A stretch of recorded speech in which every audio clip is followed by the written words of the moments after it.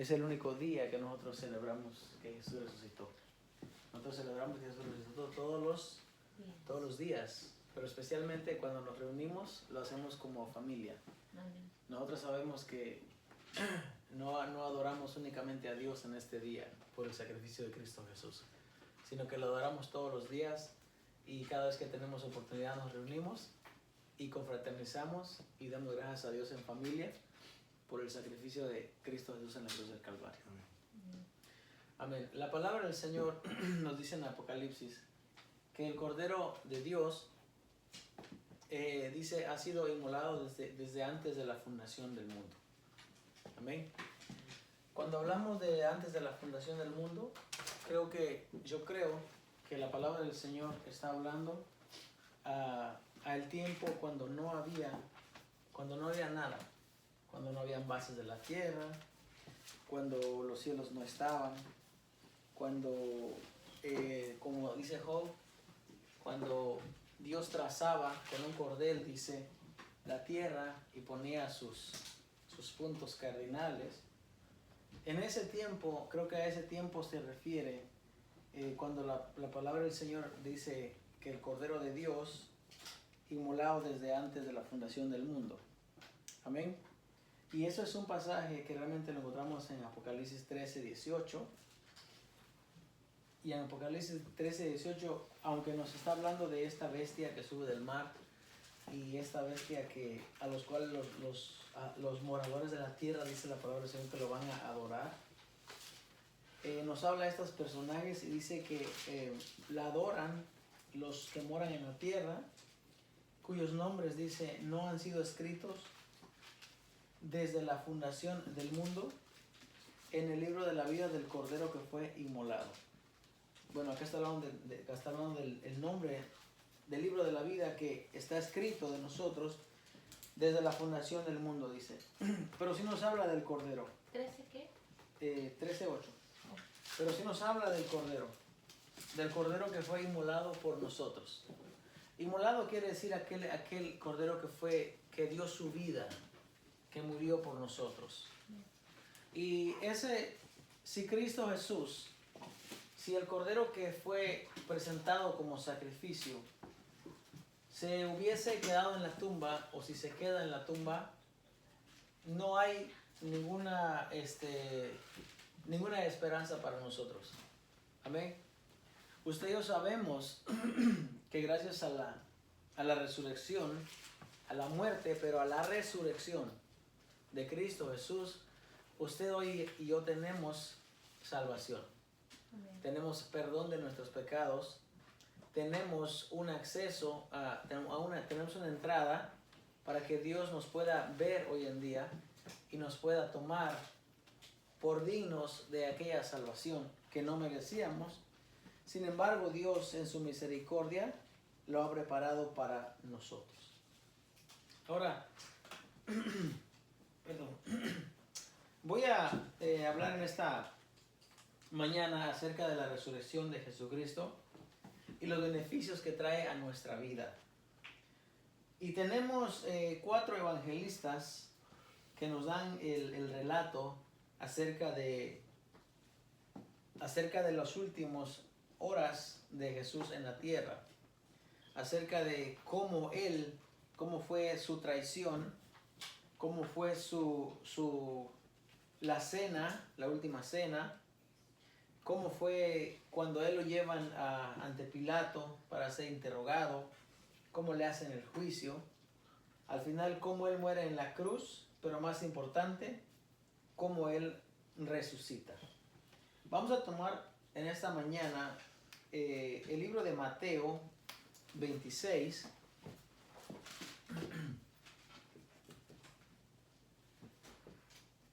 Empezamos en el verso 14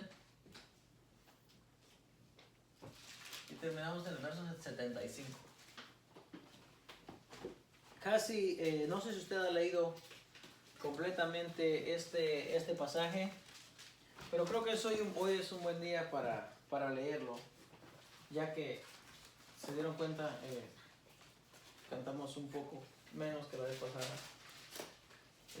Bueno, mi esposa está teniendo dolor de espalda también, está puede con ese dolor y no quiere que se da mucho de tiempo de pie. Pero también quería aprovechar el momento para leer esta lectura, que yo creo que la debemos de leer.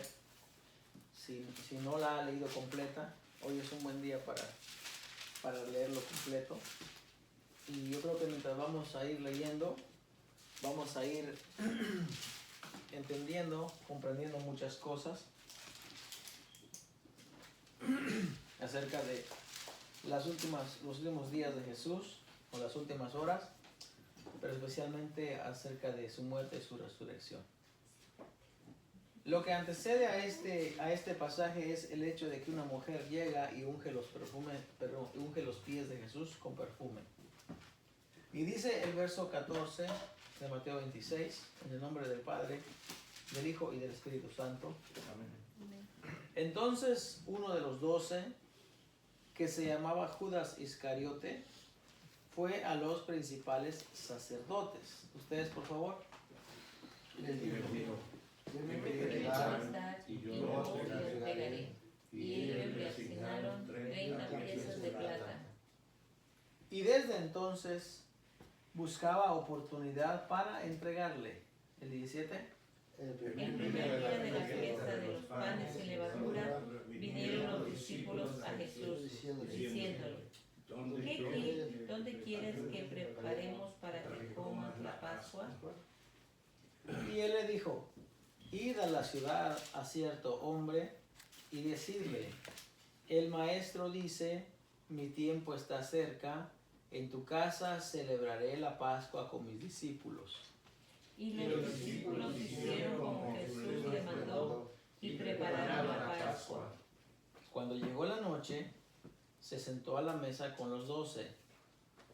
Y mientras comían dijo, de cierto os digo, que uno de vosotros me va a entregar. Y entristecidos en gran manera, comenzó cada uno de ellos a decirle, ¿soy yo, Señor? Entonces él respondió y le dijo, el que mete la mano conmigo en el plato, ese me va a entregar. A la verdad el Hijo del Hombre va según está escrito de él, mas hay de aquel hombre por quien el Hijo del Hombre es entregado. Bueno le fuera a ese hombre no haber nacido. Entonces respondiendo Judas, el que le entregaba, dijo, ¿soy yo, maestro? Le dijo, tú lo has dicho. Y mientras comían, tomó Jesús el pan y bendijo, y lo partió y dio a sus discípulos. Y dijo, tomad, comed, esto es mi cuerpo. Y tomando la copa y bebiendo, habiendo dado gracias, le dio, diciendo, bebed de ella todos. Porque esto es mi sangre del nuevo pacto, que por muchos es derramada para remisión de los pecados. Y os digo que desde ahora no beberé más de ese fruto de la vid hasta aquel día en que la beba nuevo con vosotros en el reino de mi Padre. Y cuando hubieron cantado el himno, salieron al monte de los olivos.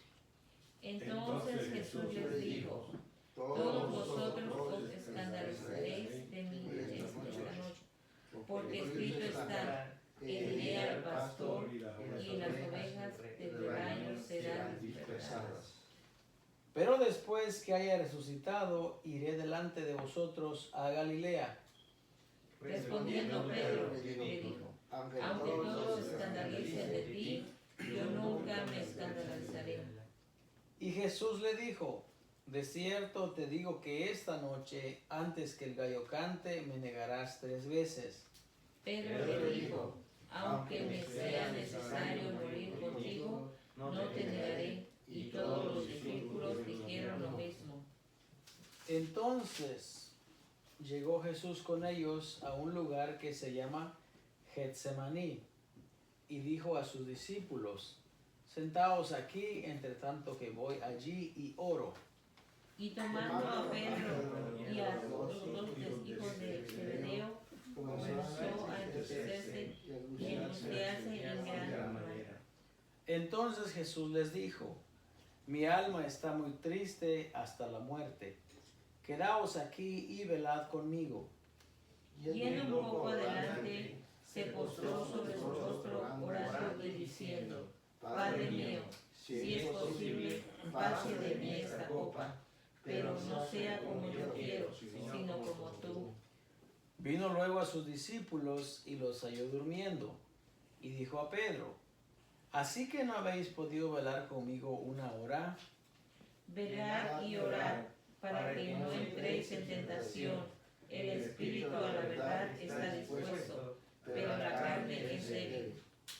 Otra vez fue y oró por segunda vez, diciendo: Padre mío, si no puede pasar de mí esta copa sin que yo la beba, hágase tu voluntad.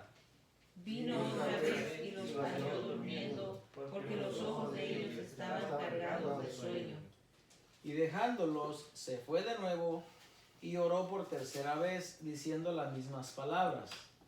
Entonces vino a sus discípulos y les dijo: Dormid ya y descansad, he aquí ha llegado la hora, y el Hijo del Hombre es entregado en manos de pecadores.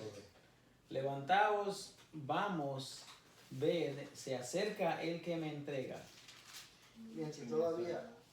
Mientras todavía hablaban, vino Judas, uno de los 12, y con él mucha gente con espadas y palos, de parte de los principales sacerdotes y de los ancianos del pueblo. Y el que le entregaba les había dado señal, diciendo: Al que yo besare, ese es, prendedle. Y enseguida se acercó a Jesús y dijo: Salve, maestro. Y le besó. ¿En qué verso están? Le toca leer el 50. Me toca el 50. Y Jesús le dijo: Amigo, ¿a qué vienes? Entonces se acercaron y echaron mano a Jesús y le prendieron. Pero uno de los que estaban con Jesús, extendiendo la mano, sacó su espada e hiriendo a un siervo del sumo sacerdote, le quitó la oreja. Entonces Jesús le dijo: Vuelve tu espada a su lugar, porque todos los que tomen espada, a espada perecerán. ¿Acaso piensas que no puedo orar a mi Padre y que Él no me daría más de 2 legiones de ángeles? Pero, ¿cómo entonces se cumplirían las Escrituras? ¿De que es necesario que así se haga? En aquella hora dijo Jesús a la gente: Como contra un ladrón habéis salido con espadas y con palos para prenderme. Cada día me sentaba con vosotros enseñando en el templo y no me prendisteis. Mas todo esto sucede para que se cumplan las Escrituras de los profetas. Entonces todos los discípulos, dejándole, huyeron. Los que prendieron a Jesús le llevaron al sumo sacerdote Caifás, a donde estaban reunidos los escribas y los ancianos. Mas Pedro le seguía de lejos hasta el patio del sumo sacerdote, y entrando se sentó con los alguaciles para ver el fin. Y los principales sacerdotes y los ancianos y todo el concilio buscaban falso testimonio contra Jesús para entregarle a la muerte. Y no lo hallaron, aunque muchos testigos falsos se presentaban, pero al fin vinieron 2 testigos falsos. Que dijeron: Este dijo: Puedo derribar el templo de Dios y en 3 días reedificarlo. Y levantándose el sumo sacerdote le dijo: ¿No respondes nada? ¿Qué testifican estos contra ti? Mas Jesús callaba. Entonces el sumo sacerdote le dijo: Te conjuro por el Dios viviente, que no nos digas si eres tú el Cristo, el Hijo de Dios. Jesús le dijo: Tú lo has dicho. Y además os digo que desde ahora veréis al Hijo del Hombre sentado a la diestra del poder de Dios y viniendo en las nubes del cielo. Entonces el sumo sacerdote rasgó sus vestiduras diciendo: Ha blasfemado. ¿Qué más necesidad tenemos de testigos? He aquí, ahora mismo habéis oído su blasfemia. ¿qué os parece? Y respondiendo ellos dijeron, es reo de muerte. Entonces le escupieron en el rostro y le dieron de puñetazos y otros le golpearon.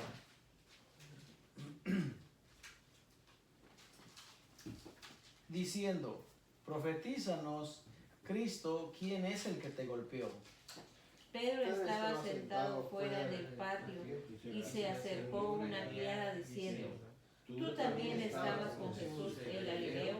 Mas él negó delante de todos, diciendo, no sé lo que dices. Saliendo él a la puerta, le dio otra y dijo a los que estaban ahí, también este estaba con Jesús el Nazareno. Pero él negó otra vez con juramento, no conozco al hombre. Un poco después, acercándose los que estaban, dijeron, Pedro, verdaderamente también tú eres de ellos, porque aún tu manera de hablar te descubre. Entonces él comenzó a maldecir y a jurar, no conozco al hombre. Y enseguida cantó el gallo.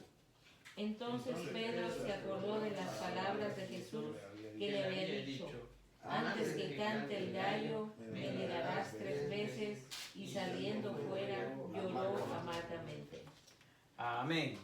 Vamos a dar gracias a Dios en esta hermosa hora de la mañana. Señor, te damos gracias, Padre, por tu palabra. Gracias, Señor, porque nos has permitido leer tu palabra. Señor, te rogamos, te pedimos que hables a nuestra vida, que a través de esta palabra podamos entender también y comprender un poco más, Señor, para poder seguir hacia adelante en este camino, Señor, de predicar, enseñar tu palabra y de mantenernos fiel a tu palabra, Señor. Gracias por la vida de cada uno de mis hermanos, Señor. Te rogamos, te pedimos que esta palabra sea un refrigerio, una medicina para nuestra alma, nuestro espíritu, y que podamos ser vivificados a través de la misma. En el nombre de Cristo Jesús. Amén. Amén. Amén. Bueno, encontramos varias cosas aquí, varias cosas que resaltan. Amén. Yo encuentro muchas cosas que resaltan acá en todo esto que hemos leído. Gracias por ayudarme a leer. El día de hoy mi vista amaneció un poco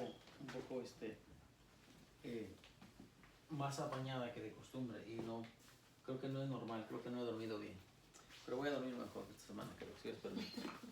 Bueno, me llama mucho la atención cómo estos discípulos, antes de ver lo difícil, antes de ver el tiempo de prueba o de persecución, cómo ellos, y principalmente Pedro, sale al encuentro y dice, aunque todos te nieguen, dice, yo no te voy a negar.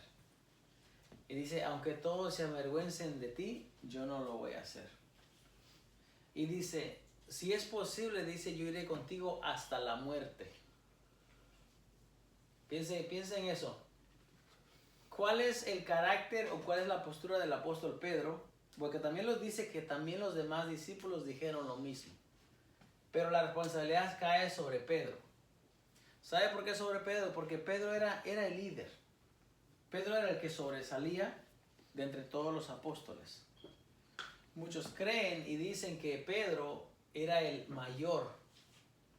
Porque en una ocasión, cuando se le pide pagar impuestos, es Pedro quien acompaña a Jesús. Y los impuestos no se le cobran a los que son menores, los que están bajo el cuidado de sus padres, los que no tienen cierta edad. En esta ocasión, cuando Jesús viene y le habla a Pedro, le dice, ¿cómo es posible que no hayan podido orar conmigo? En otra ocasión, Pedro es aquella persona a la cual Cristo Jesús le delega el mandamiento y le dice, ¿me amas más que estos? Le dice. Y Pedro dice, sí. Y le dice, apacienta mis corderos, pastorea mis corderos. Entonces, 3 veces le pregunta. Entonces, Pedro es aquella persona que resalta. Resalta sobre Juan, resalta sobre Judas, sobre Bartolomé, sobre Felipe. Resalta sobre todos ellos. Entonces, parece que de él sale la iniciativa y dice, yo no te voy a negar. Yo te voy a seguir. ¿Se acuerdan que hace un momento hablábamos acerca de la confesión de la fe que tenemos en Jesús? De que aunque si viniese la prueba, aunque si viniese la persecución, que usted y yo deberíamos de estar dispuestos a morir por eso que creemos. Hoy en día hay muchas personas que están siendo muertos por confesar, por ese testimonio. No en nuestro alrededor. Porque hoy en día aquí todavía tenemos libertad de expresión. Todavía podemos profesar nuestra fe abiertamente, públicamente. No tenemos que estar encerrados en un lugar donde nadie nos vea, donde nadie sepa que estamos. Pero créame, en muchas partes del mundo, mucha gente está padeciendo esta persecución y no puede decir lo mismo.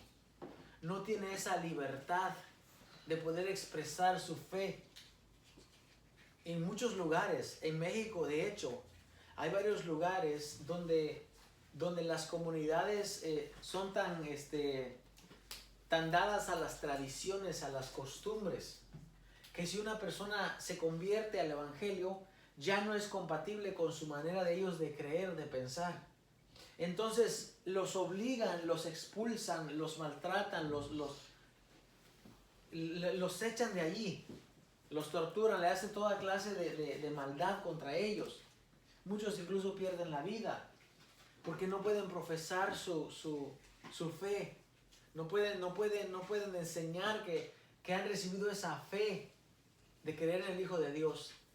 Entonces el apóstol Pedro, al momento que Jesús está entregando sus indicaciones, lo que va a pasar con él y los discípulos dicen, no, si es posible yo voy a ir a la muerte contigo, yo voy a estar allí. Pero realmente cuando viene el momento de la prueba, cuando viene el momento de esa persecución, todos salen corriendo, todos se van y dejan a Jesús. Pero hay un discípulo que aparte de Pedro también sobresale, y sobresale por el papel que él toma. ¿Sabe quién es? Juan. No. Judas. También Juan, pero Juan también se fue.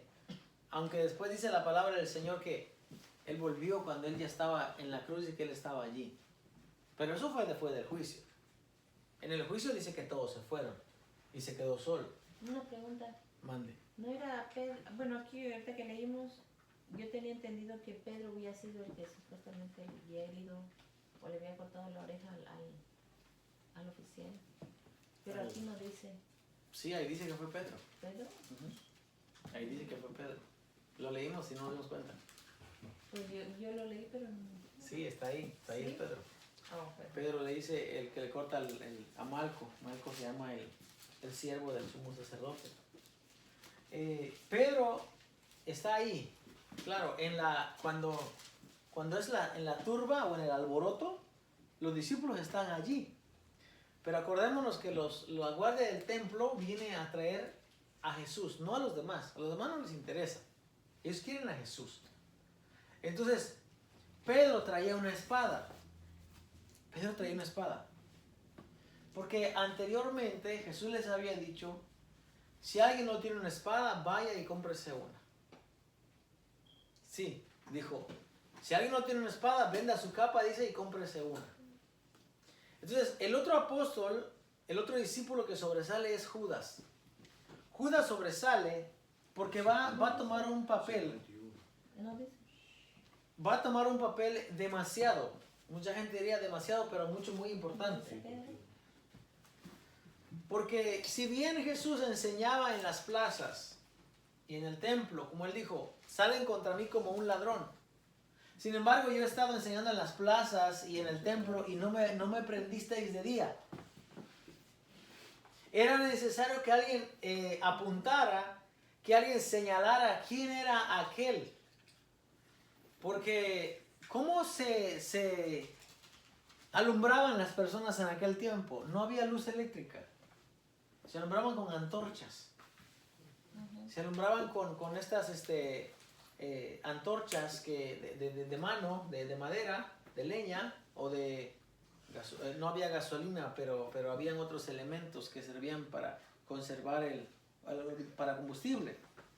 Entonces, alguien tenía que señalar quién era aquel, porque hablaban igual. ¿Se acuerdan que a Pedro le dicen, hasta tu manera de hablar te identifica que eres de ellos? Hablaban igual, se vestían igual. Habían pocas diferencias entre ellos. Entonces sí era necesario que alguien fuese y señalara quién era, porque no lo iban a ver. Ahora, Judas es aquel discípulo que había hecho un convenio con los principales del templo para entregar a Jesús. Y dice que buscaba oportunidad de entregarle desde que él hizo el trato. Ahora, ya sabemos quién es Judas, ¿verdad? ¿Quién es Judas? Judas. El que entregó a Jesús por 30 piezas. 30 piezas de plata. Perdón, y no dice Pedro. ¿No dice Pedro? Aquí en mi Biblia lo dice. Lo vamos a leer en otro evangelio. Oh, ok. Porque Jesús textualmente le dice, Pedro, devuelve la espada a su lugar. Porque el que mata a espada va a aparecer. O sea, sí, en otros... Hay 4, les dije que 4, ¿verdad? Sí. Okay, hay 4 evangelistas y los 4 lo narran de una manera un poco diferente. Algunos cometen un fallo a la hora de dar su narración, porque es imposible que los 4 hubiesen estado en un lugar juntos para escribirlo si no hubiera sido el mismo relato. Pero como cada quien lo escribió en un tiempo separado y no estaba junto con el otro, entonces cada quien da su versión de cómo lo escuchó, de cómo se lo dijeron. El que más meticuloso es a la hora de enseñar es Lucas, porque Lucas dice, se cree que Lucas era el médico, aquella persona una persona letrada, una persona que podía, tenía una estructura de enseñanza. Entonces él da un poco más de detalles, Lucas da un poco más de detalles. Sin embargo, otros evangelistas, con excepción de Juan, los otros 2, tienen algunos fallos en cuanto a su narrativa. Por ejemplo, hay uno que dice, para que se cumpliera lo que dijo el profeta Jeremías, y no es Jeremías el que dice eso, sino que es Zacarías. O sea, hay un error de narrativa muchas veces porque cada quien lo entrega el mensaje de una forma diferente. El propósito no es enseñar que la narrativa es perfecta, el propósito es enseñar que los 4 hombres evangelistas hablan del mismo hombre, del mismo acontecimiento que se llevó a cabo. Entonces, Judas, al ser aquella persona que lo va a entregar, fíjese, Judas es aquella persona que carga el dinero, ¿ok? Es aquella persona que está encargado de repartir, de cómo se utilizan las provisiones que ellos tienen. Entonces, 30 piezas de plata que van a ir a la bolsa son muy buenos. Son muy buenos, porque él es el tesorero. Él está viendo, mientras más agarro, mejor aquí, en la bolsa. ¿Se acuerdan cuando aquella mujer, los versículos arribita donde dice, qué desperdicio? Entonces el dinero bien hubiera venido a la bolsa y le hubieran dado a los pobres, dijo él. Entonces Judas era aquella persona que era como el recaudador. Aquel que si necesitabas algo, ve dónde está Judas, que él te va a dar un cheque, ¿verdad? Y ve y cómpralo. Entonces, Judas tiene un propósito. Muchas veces cuando miramos a Judas decimos, incluso hoy día, ni Judas se atraviesa, dice la gente. Judas es como el papel, como aquel despreciable, aquel que nadie lo debe de tener, nadie lo debe querer. Sin embargo, cuando miramos realmente el papel que toma Judas, dice el Señor Jesús que se tiene que cumplir todo lo que está escrito de él.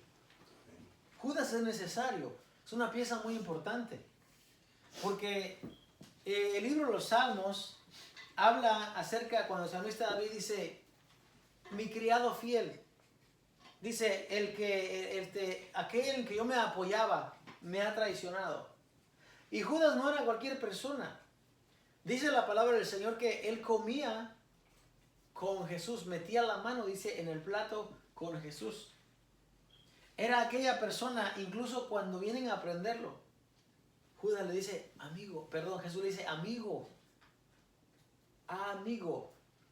En otra tradición de la Biblia dice camarada, aquel que es mi compañero de batallas. A la derecha. Exactamente. Judas no era cualquier persona. Judas está sentado al lado de Jesús. El siervo, el apóstol amado se sienta a un lado y Judas se sienta en el otro lado. Entonces Judas es aquella persona, nadie más lo podía entregar y conociera también a Jesús sino Judas. ¿A quién se le permitía acercársele tanto a Jesús? Sino a Judas. Entonces cuando él viene, Judas tiene un propósito. Judas va a entregar a Jesús. ¿Por qué lo va a entregar? ¿Por qué lo tiene que entregar? Si es su maestro. Si es de quien él se está beneficiando gracias a él tiene una cuenta bancaria de la cual se está beneficiando. Eso dice un evangelista que agarra dinero de ahí. ¿Por qué quiere entonces que el ministerio se termine? No hace sentido. No hace sentido. Sin embargo, Judas tiene un propósito en la mente. Muchas veces decimos, Judas cometió el pecado y se ahorcó. ¿Sabe cuál fue el pecado de Jesús? Perdón, de Judas. El pecado de Judas fue realmente no haber regresado para pedir perdón por su falta. No haber vuelto. Fíjese, todos los discípulos dicen que lo abandonaron. Todos. No quedó ninguno. Y muchas veces culpamos a Pedro de que Pedro le negó, pero todos le negaron. Porque todos se escandalizaron y se fueron. Judas, por el otro lado, regresa. Y cuando él regresa, él viene y dice, yo he pecado. Yo entregué sangre inocente.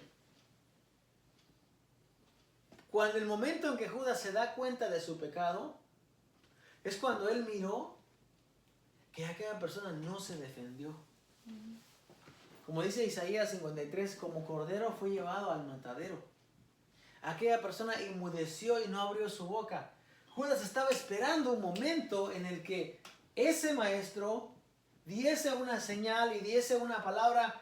Él dice, no puedo pedir a mi padre que dice 12 legiones. Esas son palabras que en aquel tiempo, dichas en aquel momento, son palabras, ¿cómo decimos? Sí, pero pero son palabras que están camuflajeadas, te están diciendo algo, te están dando mensajes subliminales, te están dando mensajes para que tú te pongas en alerta. La palabra legiones no se utiliza solamente así. La única ocasión en la que se menciona eso, cuando se habla del demonio gadareno. Y esa palabra se utilizaba para referirse a soldados, para tropas. Ahí se utilizaban esas palabras. Entonces cuando Jesús dice, yo podía pedir legiones, ¿qué está diciendo? Alístense, ya va a ser momento. Ya les dije que compraran su espada. Ya va siendo el momento. Judas esperaba un momento en el que aquel detonante, ¿verdad? Aquella palabra se manifestara. Y ahí comenzara la rebelión. ¿Qué es lo que ellos querían? Rebelión. Ellos exactamente. ¿Qué esperaban los discípulos? Esperaban un Mesías que viniera y viniera a libertarnos del gobierno opresor. ¿Quién era el gobierno opresor? Los romanos. Los romanos le ponían el pie a los judíos en el cuello. Y si venía fíjese, los invasores, los romanos. Si venía un militar y le decía, hey, cárgame esto, llévate mi armadura, o llévate mi capa, o llévate el premio de la recompensa, llévatelo. ¿Y sabe qué hacía un judío? Se iba enojado, regañadientes, enojado, murmurando y lo que sea, pero tenía que obedecer. Por eso Jesús le dice, al que te obligue a llevar carga por una milla, ve 2. ¿Pero qué? ¿Cómo que el que me está oprimiendo me tiene el pie en el cuello, me tiene un yugo sobre mí? ¿Todavía quieres que vaya 2 millas? Ve. Si el soldado romano viene y dice, a ver, cárgame esto, tienes que cargarlo. Cuando venía aquel Simón de Cirene, cuando venía caminando, ¿sí o no lo obligan a que lleve la cruz de Jesús? Lo llevó. ¿Por qué? Porque ellos estaban bajo el gobierno romano. Entonces cuando ellos ven que su líder ha sido apresado, ellos están esperando aquel momento en el que el líder va a decir las palabras para que se levanten en revolución. Y cuando Judas se da cuenta de que aquel líder no hizo nada, él dijo, este no era. Este no era. Este era inocente. Él no era. Me equivoqué. El dinero que me dieron, me equivoqué, no es. Él no era el que yo esperaba. Yo esperaba a otro. Alguien que se tenía que levantar. Y más adelante en la narrativa, cuando van a Emaús, al camino de Emaús, aquellos discípulos dicen, nosotros esperábamos que él fuese el que redimiese a Israel. Pero ya pasaron 3 días y nada. Él no era. Y cuando él va a ascender, ellos le preguntan todavía, Señor, ¿vas a restaurar a Israel en este tiempo? ¿Le vas a dar el trono de David a Israel en este tiempo? ¿Va a ser ahora? Jesús le dice, no les toca saber a vosotros, saber lo que el Padre, las sazones del tiempo, lo que el Padre ha hecho en su sola potestad. A ustedes no les interesa saber eso. Ellos están esperando que Israel se levante en armas, se levante en una revolución que derroque al gobierno romano. Por esa razón Judas, cuando se da cuenta que su líder no hizo nada, eso a él le trae una carga dentro de él, un gran peso, porque sabe que ese hombre va a ser muerto inocentemente. Por eso dice la palabra del Señor que él regresa, toma las monedas de plata y dicen, yo me equivoqué, él no era, y arroja las monedas. Y va, dice, y el evangelista dice que va y se ahorca. No puede llevar ese peso de la carga de haber entregado a un hombre inocente. Judas no está pensando en un sacrificio perfecto, no está pensando en el Cordero de Pascua, no está pensando en la liberación de nuestros pecados, nada. Un judío de ese tiempo no tiene nada de eso en la mente, nada. Ellos tienen una causa, están esperando un Mesías que los venga a liberar. ¿Y sabe cuántos Mesías han venido y han muerto? Hay una revuelta, una rebelión muy grande que se da con un líder llamado Bar Kokhba. Y Simón Bar Kokhba es aquel que también se proclama Mesías y va a levantar al pueblo en una revuelta tan grande. Incluso se hacen monedas con el símbolo de que Jerusalén va a ser levantada nuevamente. Y se hace una gran guerra y muere tantísima gente. Porque eso era lo ideal, que alguien se levantara y levantara una revuelta. Eso era lo que los judíos estaban esperando. Ahora, la palabra del Señor dice que el Hijo del Hombre dice, va según está escrito. O sea que hay profecías y hay escritos que nos están enseñando, que les están mostrando a ellos que tiene que venir un Salvador, un Mesías que va a venir, alguien que tiene que venir a morir por el pueblo.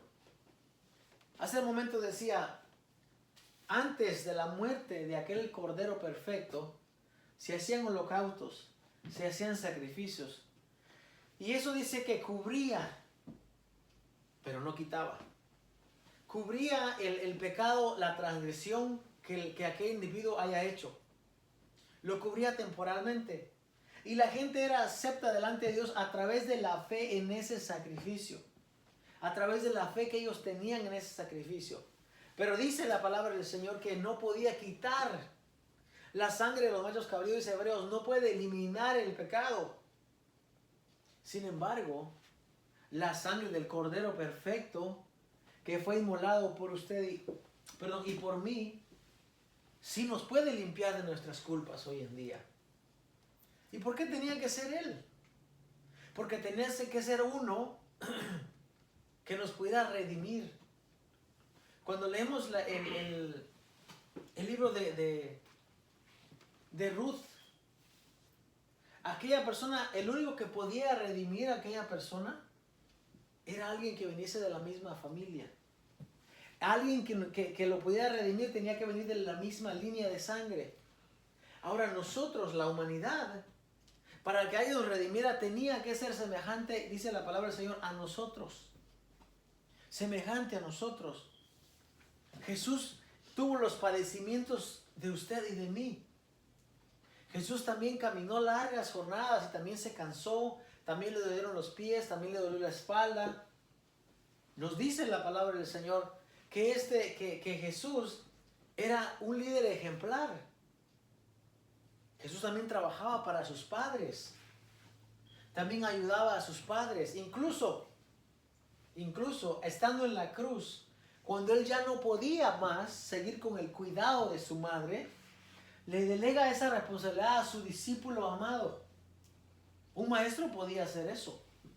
Porque el discípulo cuando se enlistaba era como enlistarse en el ejército. Dejaba todo y seguía a su maestro donde quiera que iba. Y estaba con él y le obedecía en todo. Incluso me parece que la semana pasada cuando hablábamos de Sedaká, acerca de tener misericordia, piedad, hablábamos que incluso un discípulo honra muchas veces más a su maestro de lo que honra a su padre. Porque el tiempo de honrar al padre muchas veces se queda entre cierta edad, pero cuando ya el discípulo sigue a su maestro, como el caso de Eliseo, por ejemplo. Cuando Eliseo sigue a Elías, dice que lo siguió. Y le dice a Elías, quédate aquí, voy para allá. Yo voy contigo donde quiera que tú vayas. Quédate aquí, voy para allá. No, yo voy contigo donde quiera que vayas. Así hacía el discípulo. Por eso cuando la palabra del Señor dice, id y haced discípulos a todas las naciones, ¿qué está diciendo? Vayan y enséñenle una vez al domingo que tienen que congregarse. No. Doctrínenlos, enséñenlos. Muéstrenle, enseñen todas las cosas que yo les mandé. Pero más que todas las cosas, enséñale cómo se vive. Ese es el mandamiento. Enséñale tú como maestro, como líder, enséñale a tu discípulo cómo él debe de vivir. No le digas, enséñale. Así se debe de vivir. Entonces, aquel discípulo amado recibe aquella, si lo podemos llamar, aquella encomienda o aquel trabajo de cuidar a la madre de Jesús. Y dice el evangelista que desde aquel momento aquel discípulo la recibió en su casa. Entonces, Jesús era un hombre responsable con sus padres. También cuidaba de sus padres. De María en este caso, porque se cree que José ya estaba muerto. Al momento de la entrega de Jesús, se cree que José era una persona más mayor que María. Y ahí había muerto, es lo más probable. Entonces, lo que miramos de Jesús es que Jesús era un ejemplo. Y aquellos discípulos, cuando reciben aquel mandamiento, van y hacen conforme al mandamiento que el maestro les ha dado. Entonces, cuando el maestro muere, se quedan como que sin esperanza. Las mujeres van al sepulcro. ¿A qué van las mujeres al sepulcro? ¿A qué van? ¿A mande? No. ¿Mande? A llorar por eso. Sí, a llorar, pero especialmente van a una cosa. Van a ungir el cuerpo. Entonces las mujeres, ok, yo dije que voy a morir, voy a resucitar, pero se quedó así, nada más. Ellos van a ungir el cuerpo. ¿Qué cuerpo si ya no estaba ahí? Pero ellos pensaban que estaba ahí. Y van y le dicen a los discípulos, ya miramos al maestro, y nadie lo cree y salen corriendo para el sepulcro a ver si es cierto. Y luego Tomás dice, no, hasta que yo no meta mi mano ahí en el dedo, ahí en sus pies, en su costado, yo no voy a creer que ya resucitó. Entonces, esta incertidumbre, esta tristeza, esta congoja, esta aflicción de espíritu que tienen, es imposible. Ellos no quieren creer que Jesús ya resucitó. Y como no creen que Jesús se tiene que aparecer delante de ellos, incluso después de su resurrección, los discípulos vuelven a sus tareas que tenían. Pedro y los apóstoles vuelven a pescar, eran pescadores, regresaron nuevamente a pescar. Ahí cuando sucede la pesca de los 153 peces, la pesca que la red no se rompe. Cuando Jesús está en la orilla del río, del lago, y está haciendo un pescado asado y les da para que coman. Cuando Jesús le dice a Pedro, Simón hijo de Jonás, ¿me amas más que estos? Ellos no estaban predicando y echando sermones y no. Esos 40 días, dice la palabra del Señor, que ellos estuvieron, aunque estuvieron con Jesús, no estaban ellos en la encomienda que Él les había dado. ¿Por qué no estaban en la encomienda que Jesús les había dado? ¿Por qué? Porque les hacía falta algo que los llenara a ellos completamente. Jesús les dice, vayan a Jerusalén y esperen ahí la promesa del Padre, que va a llegar. Y cuando Él venga, dice, Él va a dar testimonio de mí. Pero hasta ese tiempo, lo que podemos ver es a un grupo de discípulos como que, no derrotados, pero como que en stand-by, como que pasivos. No son aquellos discípulos activos que estaban mientras estaba Jesús. Y es normal. Ya su líder ya no está.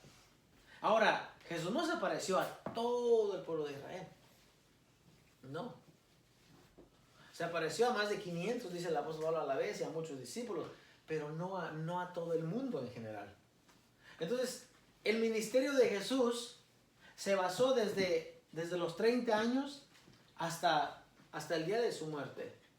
De ahí en más, los 40 días, su ministerio ya no se convirtió en lo que Él hacía anteriormente, sino que Él ya estaba con sus discípulos esporádicamente, enseñando algunas cosas, diciendo algunas cosas. El evangelista no se habla mucho de eso. Ahora, yendo un poco a lo que dice el apóstol Pablo, vamos a ir a 1 Corintios 15, por favor.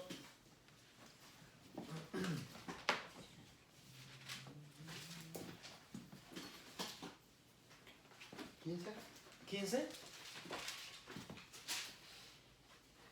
1 Corintios 15 dice el apóstol Pablo: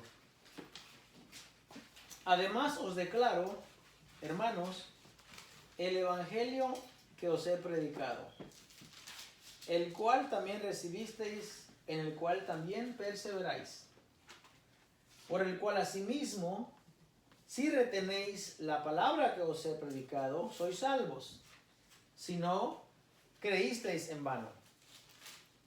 Porque primeramente os he enseñado lo que asimismo recibí, que Cristo murió por nuestros pecados conforme a las Escrituras. Por eso Jesús dice, el Hijo del Hombre va según lo que está escrito de Él. Y que fue sepultado y que resucitó al tercer día conforme a las Escrituras. Y da la cita de Mateo 16, Salmos 16 y Hechos 2:24. Y dice, y que apareció a Cefas, que es Pedro, y después a los 12.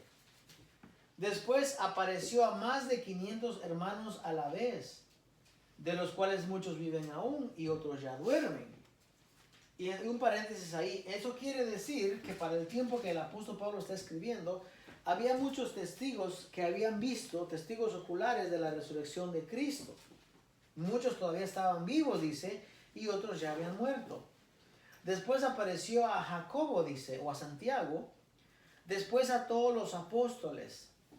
Y al último de todos, dice, como a un abortivo me apareció a mí, porque yo soy el más pequeño de los apóstoles, que no soy digno de ser llamado apóstol, porque perseguía a la iglesia de Dios. Pero por la gracia de Dios soy lo que soy, y su gracia no ha sido en vano para conmigo. Antes he trabajado más que todos ellos, pero no yo, sino la gracia de Dios conmigo. Porque o sea yo, o sean ellos, así predicamos y así habéis creído.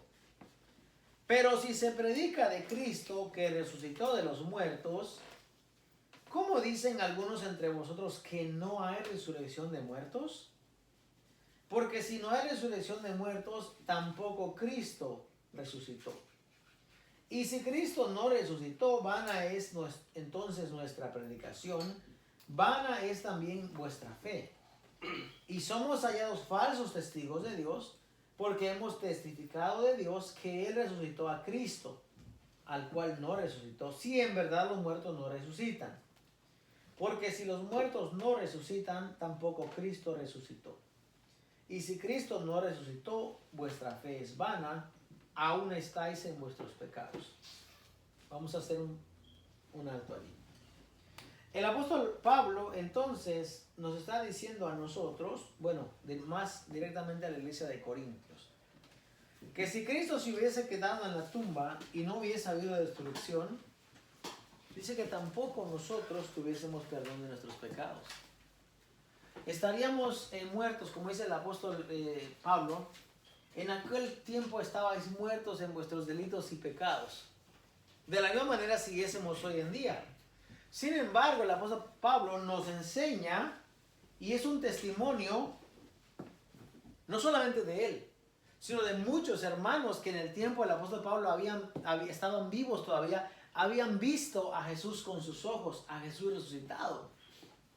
Y entonces él dice, a mí también se me apareció, dando confesión de su testimonio en el camino a Damasco. También a mí se me ha aparecido, dice. A mí, yo no era digno, pero se me apareció a mí. Y dice, el testimonio que damos es verdadero. Y dice, gracias a que Cristo ha resucitado, nuestra fe tiene un fundamento. Y no está basada solamente en alguna teoría o en algún dicho de alguien, sino que se da por hecho que Cristo ha resucitado y por eso hoy en día nosotros no vivimos ya más en nuestros pecados. Entonces dice, entonces también los que durmieron en Cristo perecieron, si Cristo no hubiera resucitado. Si en esta vida solamente esperamos en Cristo, somos los más dignos de conmiseración, de lástima, dice, de todos los hombres. Más ahora, Cristo ha resucitado de los muertos. ¿Quién ha resucitado de los muertos? Cristo. Está diciendo el apóstol Pablo. Y él dice, ha sido primicia de los que durmieron. El primogénito de entre los muertos. Porque por cuanto la muerte, dice, entró por un hombre, también por un hombre la resurrección de los muertos. ¿Por qué hombre entró la muerte a la humanidad? ¿Por qué hombre? Pero ¿cómo es que el hombre recibe la muerte? Cuando si vamos a Génesis, con Caín entró la muerte, ¿no? El pecado, ¿cómo entró? ¿Cómo entró al hombre? Por un hombre, dice. ¿Por quién? Por Caín. Por Adán. Por Adán.